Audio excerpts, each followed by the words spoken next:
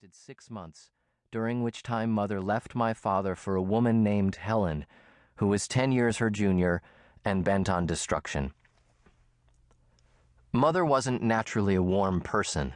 I know that now, and she must have been lonely and frustrated for years, surrounded from dawn to dark, as she was, by the unlovely spectacle of maleness. A frequent expression upon entering a room in which her sons were engaged in some rude or rowdy masculine behavior was, "Why are boys so?" As the youngest, I took this to heart and tried to please her, not without some success. I kept my corner of the bedroom spotless, made my bed with the strict hospital corners she used on her own, rinsed my dishes at the sink after the pot roast, meatloaf, or fried chicken dinner, and expressed an interest in being read to. I wasn't picky about the stories either.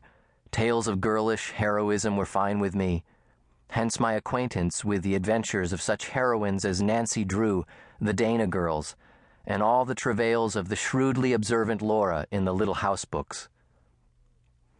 I know, as few men do, my fairy tales, from Rumpelstiltskin to the Little Goose Girl, stories certainly grisly enough to terrify even a stalwart little boy, and which I take to explain the surprisingly violent images that so often surface in the consciousness exercises of young actresses. Mother was a good reader. She changed her voices for the different characters. She had a cackling crone, a booming Goodfellow, and a frightened little girl in her repertory, and she moved from one to the other with ease. Long after I could read myself, I approached her after dinner with a book clutched to my chest and asked if she felt like reading to me. Many times she didn't, and she wasn't terribly nice about refusing me. But when she agreed, I was invited to lean against her on the couch, watch the pages turning beneath her blood-red fingernails, and feel her voice through her arm. She was a smoker, so there was the cloud of smoke wafting up from her lips as Nancy cautioned her dopey boyfriend Ned not to open the suitcase they'd found in the empty house.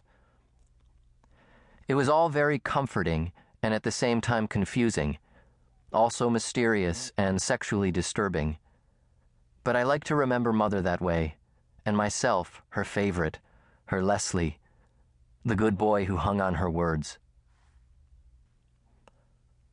When I went off to school and became Edward, I had no clear idea of myself. Perhaps that's why I was drawn to acting. Inside a character, I knew exactly who I was, the environment was controlled, and no one was going to do anything unexpected. It seemed a way of playing it safe. Of course, real acting is the farthest thing from safe a person can get, but I didn't know that then. Perhaps in some corner of my adolescent consciousness, I understood that my mother would eventually crack under the strain of the role she herself was playing with increasing reluctance and incredulity. On school vacations, she and my father were glum and irritable. One night she put a roasted chicken on the table and announced that it was the last meal she was cooking. She joined a reading group, but this quickly bored her and she decided to become a potter.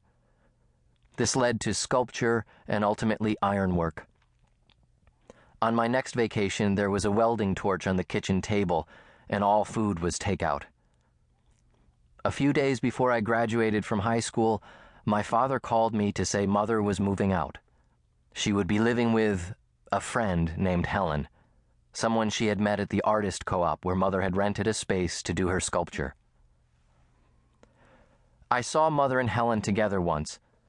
They were living in an apartment in Brooklyn, 2 rooms above an Italian deli, strong odor of provolone and red sauce.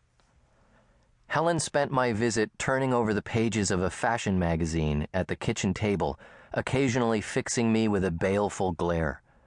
She was clearly totally nuts. Mother served me coffee and some hard cookies from the deli.